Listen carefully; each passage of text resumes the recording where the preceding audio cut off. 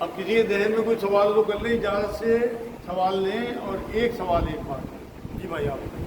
قرآن پاک کی تفسیر میں بھی آپ نے فرمایا تھا کہ ابو جہل نے بھی دعا کی، تو کیا وہ بھی رب کو مانتا تھا؟ ان کا سوال یہ ہے کہ ابو جہل نے دعا کی تھی حق کے حق ہونے کی، تو کیا وہ بھی رب کو مانتا تھا؟ بالکل مانتا تھا. آپ جتنے بھی ہمارے یہاں ہندو بھائی ہیں سب رب کو مانتے ہیں، ایک پرمیشور کہلاتے ہیں، لیکن اس کے ساتھ شرک جو کرتے ہیں وہ اللہ کو پسند ہے. مانتے سب ہیں اللہ کو، ہم بھی مانتے ہیں، یہ لوگ بھی مانتے ہیں کہ کوئی ایک نراکار ہے، کوئی ایک ایشور ہے، مگر ساتھ میں جو شرک ہے وہ الگ کر دیتا ہے توحید سے. کیا غیر مسلم کی زمین پر نماز پڑھ سکتے ہیں؟ ان کا سوال یہ ہے کیا غیر مسلم کی زمین پر نماز پڑھ سکتے ہیں؟ بالکل نماز پڑھ سکتے ہیں. نبی اکرم صلی اللہ علیہ وسلم نے ایک بار یہ بات فرمائی کہ میری خصوصیت میں میری امت کے لیے اللہ نے پوری زمین کو مسجد بنا دی.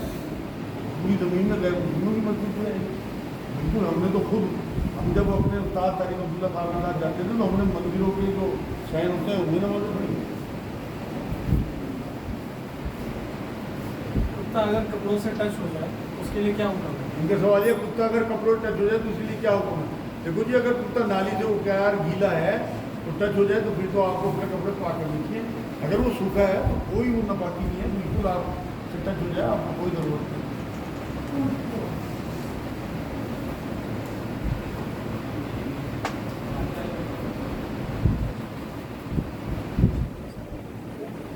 روحانیت کیا ہے اور روحانی لوگ کیسے ہوتے ہیں؟ ان کا سوال یہ ہے، بڑا اچھا سوال ہے بھائی، بہت اچھا کہ روحانیت کیا ہے اور روحانی لوگ کیسے ہوتے ہیں. بھائی اصل میں تو ہمارے یہاں روحانیت کو تو یہ ہوتا ہے نا کہ مان لو کسی کے پاس گیا کچھ اس کے بال بکھرے ہوئے دیکھے اور کچھ اس کی ایسی باتیں دیکھی کہ ان نے دعا کر دی اور وہ کام ہو گیا تو ہم اسے روحانیت سمجھتے ہیں. اصل روحانیت جو ہے وہ رسول اللہ کی سنتوں کا خیال کرنا ہے اور اللہ کی احکامات کی پابندی کرنا ہے. ایک خوف، ایک ڈر ہر ٹائم یہ لگا رہتا ہے کہ اللہ کی حکم دوری نہ ہو جائے، کسی بھی چیز میں رسول اللہ کی سنت کی خلاف ورزی نہ ہو جائے. یہ روحانیت ہے. اصل شریعت کی پابندی، رسول اللہ صلی اللہ علیہ وسلم کی سنت پہ چلنا روحانیت ہے. اور روحانی لوگ کیسے ہوتے ہیں؟ روحانی لوگ جو ہوتے ہیں وہ اللہ اور اس کے رسول کی اطاعت میں اتنے آگے بڑھ چکے ہوتے ہیں کہ وہ ہر مخلوق کا خیال کرتے ہیں. مطلب کسی بھی مخلوق کو نقصان نہیں پہنچاتے بلکہ اپنا جو ہے وہ نقصان کر لیتے ہیں. روحانی لوگوں کی ایک پہچان یہ بھی ہے کہ ان سے کسی کو کوئی نقصان نہیں ہو سکتا، یہ بھی نہیں ہو سکتا کہ ان سے فائدہ نہ ہو.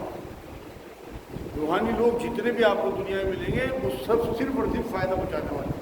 اپنا نقصان کر کے دوسروں کا فائدہ، اپنا آرام کھو کے دوسروں کے آرام کی پرواہ، اپنا مال خرچ کر کے دوسروں کے لیے سہولیت خریدنا. یہ روحانی لوگوں کی پہچان ہے. وہ کسی بھی کیڑے کو بھی نقصان نہیں پہنچانا چاہتے، خود پریشانی اٹھا لیں گے. اگر کوئی ان پہ الزام لگاتا ہے تو اس کا بھی جواب نہیں دیتے کہ کہیں ایسا نہ ہو کہ اس کی بدنامی ہو جائے کہ چھوٹا ہے. روحانیت میں اتنے آگے بڑھ چکے ہوتے ہیں، ان کی روح اتنی پاکیزہ ہو جاتی ہے کہ پھر انہیں مانگنے کی بھی ضرورت نہیں ہوتی. دل میں بات آتی ہے وہ اللہ پوری کر دیتا ہے. حدیث قدسی میں ایک بار نبی اکرم صلی اللہ علیہ وسلم نے ایک بات فرمائی کہ میرا بندہ جب فرضوں کے بعد نفلوں کے ذریعے میرا قرب حاصل کر لیتا ہے، مطلب روحانیت میں اتنا بڑھ جاتا ہے، تو میں اس کا ہاتھ بن جاتا ہوں، میں اس کے پیر بن جاتا ہوں، میں اس کا دماغ بن جاتا ہوں، میں اس کی آنکھیں بن جاتا ہوں. اب یہاں جو ہم نے آج آیتیں پڑھی، تم نے کنکریاں نہیں پھینکی، میں نے پھینکی، وہاں اللہ رب العزت نبی اکرم صلی اللہ علیہ وسلم کا ہاتھ بن گئے. انہیں تم نے قتل نہیں کیا، میں نے قتل کیا. جو صحابہ اکرام نے وہاں کافروں کو قتل کیا، اللہ کہہ رہا میں نے قتل کیا ہوا، میں تمہارے ہاتھ بن گیا تھا. ورنہ تم تو ٹوٹے پھوٹے تھے بالکل. مطلب تمہارے پاس تو جھاڑیاں ڈنڈیاں تھیں، ٹوٹی ہوئی تلواریں تھیں، مرے ہوئے اونٹ تھے. تمہارے اندر تو زمین ہی تھا کہ 1000 ہتھیار لوگوں سے لڑ لو. تم 313 تھے. میں تمہارا ہاتھ، آنکھیں، دماغ، پیر بن گیا تھا جس نے تمہیں پینترے سکھایا، تم نے وہاں انہیں شکست دی. تو یہ ہے روحانیت اور یہ ہے روحانی لوگ جو اللہ کی شریعت کی پابندی کرتے ہیں، ہر بات میں خیال کرتے ہیں کہ کہیں اللہ ہم سے ناراض نہ ہو جائے. تقویٰ یہی تو ہے. اصل میں تقویٰ کیا ہے؟ ہمارے یہاں تو تقویٰ کہتے ہیں ڈر ہے اللہ کا. وہ ڈر نہیں ہے کہ اللہ ہمیں ڈنڈے سے مارے گا یا دوزخ میں ڈال دے گا. یہ ڈر کہ اللہ کہیں ہم سے ناراض نہ ہو جائے. ہر کام میں وہ دیکھتے ہیں کہ کہیں اس میں اللہ کی حکم دوری تو نہیں ہو رہی، کہیں یہ رسول اللہ کے سنت کے خلاف تو نہیں ہو رہا. یہ ہوتے ہیں اصل روحانی لوگ. बाकी तो आप किसी पंडित के पास जाओ, वो अपनी रियासत से इतना कुछ हासिल कर लेता है, वो आपको कोई चीज़ बता दे वो हो जाती है। लेकिन असल रूहानियत वो नहीं है। इस्लामी रूहानियत ये है कि आप अल्लाह और उसके रसूल के ताबे हों और उनकी इताअत शुआर हों और उनके जो अहकाम आए हैं उनकी पाबंद हों। हमने अक्सर करके एक वाक़या सुना है, वो हुजूर के ऊपर जो कूड़ा वगैरह फेंकती थी, तो एक साहब का कहना यह है कि महज जो है एक सिर्फ तरगीब दिलाने के लिए हिस्से हैं, वरना दर हकीकत इनका असल रोक भी नहीं है। इनका सवाल यह है कि इस तरह के जो किस्से नबी अकरम सल्लल्लाहु अलैहि वसल्लम से जुड़े हुए हैं वो तरगीब दिलाने के लिए हैं, तो इनका असल नहीं है। भाई चलो तुम यही मान लो तरगीब दिलाने के, तुम तरगीब दे दो भाई, जिसको ये हदीसें सही नहीं लग रही, ये तो सही हदीस है। बुखारी मुस्लिम में हदीस जो हैं वो अगर आप हैं, मैं तो एक बात बता रहा, अगर वो उसे लग रहा है कि तरगीब दिलाने के लिए वही तरगीब ले ले कि उसे दुनिया में जो नुकसान पहुँचाए उसे दुआ दे। नबी अकरम सल्लल्लाहु अलैहि वसल्लम को तो जो नुकसान पहुँचाता है उसे दुआ देते थे। अगर उनने उससे तरगीब ले ली, चल भाई तू यही मान ले, लेकिन इससे अपना करेक्टर बिल्डिंग तो कर ले। ये थोड़ी है कि सिर्फ एतराज़ करना है। मैं तो कहता हूँ चल मान ले, मगर मुमकिन है हदीसों में गिने जाएंगे ऐसे लोग जो सही बुखारी और सही मुस्लिम की उन हदीसों को नहीं लेते जो वाकई तमाम उलमाए दीन ने इज्मा के साथ उन्हें सही करार दिया।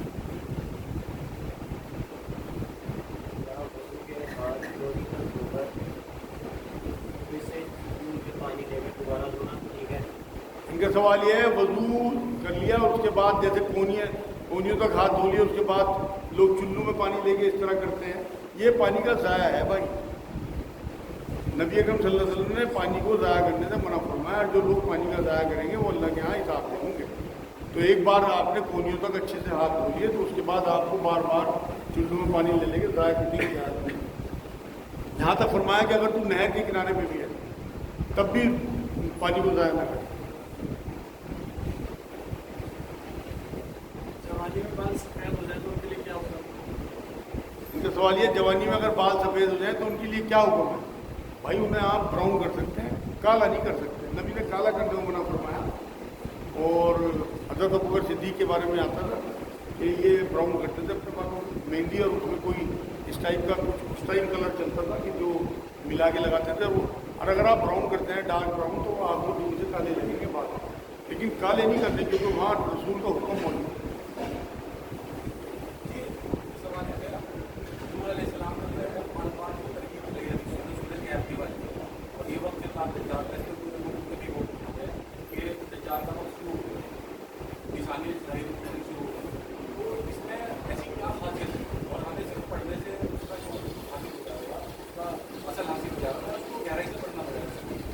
इनका सवाल ये है कि नबी ने सूरह कहफ जुमे के दिन पढ़ने को कहा है, तो उसकी क्या वजह है? देखो सबसे पहले तो नबी का हुक्म ही है, और उसमें दज्जाल के फितने से बचाव के लिए इसकी वजाहत भी की उस हदीस में।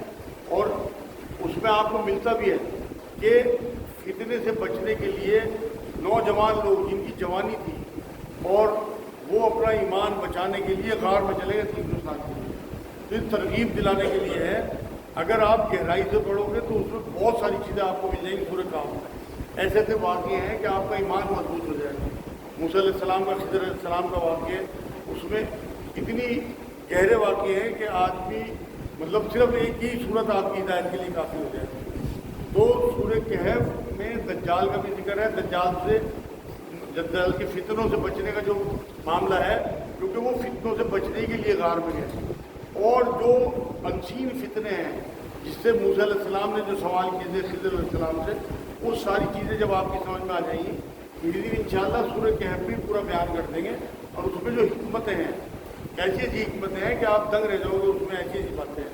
तो बिल्कुल पढ़नी चाहिए, हुजूर का हुक्म है। अल्हम्दुलिल्लाह मेरा तो रूटीन है, आप लोग भी अपने रूटीन में मान लें। अगर टाइम कम हो तो पहला रुकू जरूर पढ़ जाते हैं। इमाम शाफी के नज़दीक किसी गैर महरम से अगर टच होने तो वो टूट जाएगा। इमाम आज़म अबू हनीफा के नज़दीक ऐसा नहीं होगा, दोनों अपनी जगह सही है, तो हमें किस पर अमल करना चाहिए? इनका सवाल ये है कि दोनों इमामों के नज़दीक एक बात है, उसमें किस पे अमल करें? देखो जी, माई आयशा का तरीका, माई आयशा ये फरमाती है कि नबी अकरम सल्लल्लाहु अलैहि वसल्लम का तरीका ये था कि मुश्किल और आसान पे से आसान को चुन लेते थे। اس میں آسان ابو حنیفہ صاحب کا طریقہ ہے، تو آپ اس میں ابو حنیفہ صاحب کو کہ اگر آپ نے جان بوجھ کے بھی ٹچ کر دیا نا اس میں، تو آپ گناہ گار تو ہو گئے۔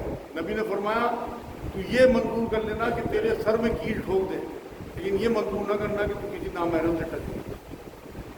لیکن اگر آپ کی غلطی سے ٹچ ہو گئے تو آپ کا تو وضو نہیں ٹوٹتا غلطی سے اگر آپ نے کھا لیا۔ تو اگر امام شافعی کے مسلک میں سختی ہے اس معاملے میں تو آپ فوراً ہلکی والی طرف آ جاؤ، وہ نہیں پتا۔ جی مجھے پورے کا سوال ہے، مجھے پورے مہینے حیض آتا رہتا ہے، میں نماز کیسے پڑھوں؟ ان کا سوال یہ ہے کسی بہن کا پورے مہینے حیض کا خون آتا رہتا ہے، نماز کیسے پڑھیں؟ دیکھو جی، اپنی عادت کو آپ دیکھیں کہ جب آپ نارمل تھی تو آپ 7 دن میں پاک ہو جاتی تھی یا 8 دن میں پاک ہو جاتی تھی یا 6 دن میں، تو آپ اس عادت کے مطابق اپنے دن چوز کر کے اس میں نماز نہ پڑھیں، باقی آپ پھر کپڑا لگا کے غسل کر کے نماز پڑھیں، کیونکہ اس کے بعد جو ہے وہ استحاضہ کا خون کہلاتا ہے، جو بیماری کا خون ہے۔ اس میں اگر آپ کو پہلی بار ایسا ہو رہا تو زیادہ سے زیادہ 10 دن آپ کر لیں کہ 10 دن تک حیض کا خون، اس کے بعد استحاضہ کا خون ہے، اس میں آپ کو کپڑا لگا کے نماز پڑھنی ہے۔ نماز کسی حالت میں معاف نہیں ہے۔ میرے پاس بہت ساری بچیاں بہنیں آتی ہیں، یہ بتاتی ہیں کہ ہم تو نماز ہی نہیں پڑھتے کیونکہ ہمیں فیلڈنگ ہوتی رہتی ہے، تو یہ شریعت کے خلاف بات ہے۔ آپ کو ہر حال میں حساب کتاب ہونا ہے اس بات کا۔ کے بارے میں تعلیم کے بارے میں سوال ہے، اس کے جو ہے ایک طرح مسئلے آیا، اس میں آیا اور ہمارے مجھے کو بتایا کہ ہمیں چین بھی جا کر جو ہے تعلیم حاصل کرنی ہے، ہمیں چین کی کیا تعلیم اس تعلیم کے لیے خالی تھا کہ پرانی تعلیم اس کے لیے ہے یا یہ بنیادی تعلیم کو اس ٹائم جو ہے ہماری تعلیم کے لیے؟ بھی ایک واقعات ہے کہ جب یہ بدل جنگ اور میں ہمارے جو قیدی آئے اور وہ قیدی جو ہے وہ نہیں جانتے تھے کہ کون سی تعلیم سے دی جائے۔ جی جی میں سمجھ گیا آپ خلاصہ اس پہ توجہ دیجیے۔ جی جی جی بڑا اچھا سوال ہے ان کا سوال یہ ہے بھائی کہ عصری اور دینی تعلیم میں کیا فرق ہے؟ حضور نے جو حدیثیں بیان کی ہیں تعلیم کے متعلق، کیا وہ صرف دینی تعلیم کے لیے؟ ایک تو دینی تعلیم اور عصری تعلیم میں کوئی فرق نہیں، اللہ کے نزدیک تمام علم برابر ہے، اور حضور نے فرمایا علم کا حاصل کرنا تمام مسلمان مرد و عورت پہ فرض ہے۔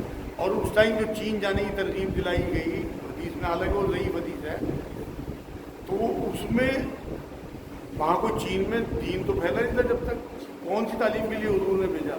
اور صحابہ کو دوسروں کی زبانیں سکھوانے کے لیے بھیجا حضور نے۔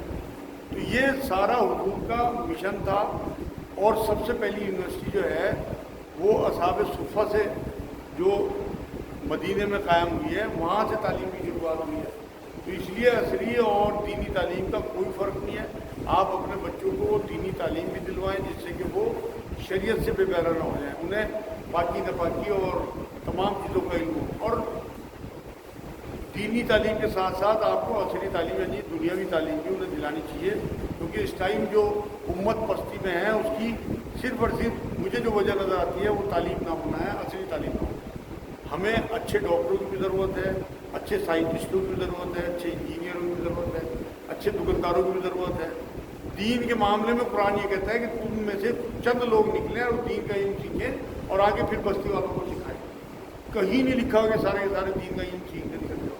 دین کا علم آنا سب کچھ ہے، کیونکہ میں نے آپ کو شاید پچھلے ہفتے اس سے پچھلے ہفتے بتایا تھا، مولانا کلیم صدیقی صاحب نے ایک بار، میں نے خود سنی ان سے بات، یہ فرمایا کہ جو تمہارے اوپر فرض ہیں ان کا علم سیکھنا بھی تمہارے اوپر فرض ہے، جو چیزیں تمہارے اوپر سنت ہے ان کا علم سیکھنا بھی سنت ہے۔ آپ داڑھی رکھ رہے تو داڑھی اگر سنت آپ سمجھ کے رکھ رہے تو داڑھی کے تمام احکام آپ کو پتہ ہونے چاہیے۔ نماز آپ پڑھ رہے تو آپ کے نماز آپ کے اوپر فرض ہے، تو اس کا علم سیکھنا، اس کے تمام حالات، کس طرح نماز ٹوٹے گی، کس طرح ہوگی، کس طرح پڑھے، وہ سارے سیکھنا آپ کے اوپر فرض ہے۔ تو اس لیے علم کا حصول دینی ہو یا دنیاوی ہو، اپنے بچوں کو ضرور عصری تعلیم بھی دلائیں، لیکن میں یہاں ریکویسٹ کروں گا کہ اپنی بچیوں کو کھلت والی تعلیم سے جو کو ایجوکیشن کہلاتی ہے اس سے بچائیں، جو اس ٹائم برے حالات ہیں۔ میں تو چاہتا ہوں کہ آپ چاہے پرائیویٹ پڑھاؤ، اپنی بچوں کو پڑھاؤ ضرور، مگر کھلت سے بچاؤ۔ آج اپنے بچوں کو، لڑکوں کو بھی کو ایجوکیشن سے بچائیں، لڑکیوں کو بھی ایسے کالجوں میں داخلہ کرائیں، تھوڑی سی مشکل آتی ہے لیکن مل جاتے ہیں کالج ہر شہر میں۔ जो लड़कियों का कॉलेज है ये अपने कुरान में अभी तफसीर बयान कर रहे थे, उसमें बताया कि जो पलट जाएंगे वो गुनहगार हो जाएंगे। तो कोई शख्स अगर इस दर से यहाँ से हिजरत कर जाएंगे, आने वाला टाइम खराब है, तो क्या वो ज़म्रे में आएगा? मेरे भाई इनका सवाल ये है कि पलट जाने वाला क्या मान रहा है, वो सिर्फ जंग के हालात है। अगर आप मैदानी जंग में यहाँ से तो अगर कुरान ये कहता है कि अगर तुम्हें ज़मीन में कहीं मेरे हुक्म मानने में दिक्कत आ रही है तो हिजरत कर लो। दो ही चीज़ें हैं मुसलमान के ऊपर, या हिजरत या जिहाद। अगर आपको अल्लाह रब्बुल इज़्ज़त के अहकाम यहाँ मानने में और उसको चलने में दिक्कत आ रही तो जिहाद करो और अल्लाह से हिजरत करो। बिल्कुल आप हिजरत कर सकते हो, पूरी जा कोई मना नहीं। मेरा पहला बच्चा नॉर्मल है, अब दूसरा बच्चा पेट में है, अब डर है कि दूसरा ऐसा ना हो, तो क्या अबॉर्शन करा दो? किसी बहन का सवाल है, एक बच्चा नॉर्मल हो गया, दूसरा बच्चा पेट में है, डर है कि अब नॉर्मल ना हो जाए तो क्या अबॉर्शन करा लें? किसी कीमत में भी नहीं, आपको एहतियात करनी चाहिए कि अगर आपको डर है। और ये ज़रूरी नहीं है कि मैं आज आपको बताऊं, मेडिकली भी बहुत सारे बच्चे अब नॉर्मल होते हैं। बहुत सारी डॉक्टर्स जो अनक्वालिफाइड होती हैं, बहुत ज़्यादा उनके पास डिग्री वगैरह नहीं होती है, नर्स है या दाई है, वो बच्चे को निकालते हुए कोई नस, इतना नाजुक बच्चा होता है तो उसकी कोई नस दब गई दिमाग की या कान के पास की या कोई, वो अब नॉर्मल हो जाता है। तो आप ये देखिए कि अगर वो उस वजह से अब नॉर्मल हुआ किसी डॉक्टर की गलती की वजह से, तो आप तो महरूम ही हो जाएंगे औलाद। इसलिए किसी भी कीमत पे इस तरह का कोई फैसला ना करें, बल्कि अल्लाह से दुआ करती रहें और सदका देती रहें। और सूरे फातिहा अलहम्द शरीफ उसका 7 बार पढ़ के रोज़ बावजूद बिस्मिल्लाह के साथ पानी दम करके पीती रहें, इंशाअल्लाह आपका बच्चा नॉर्मल।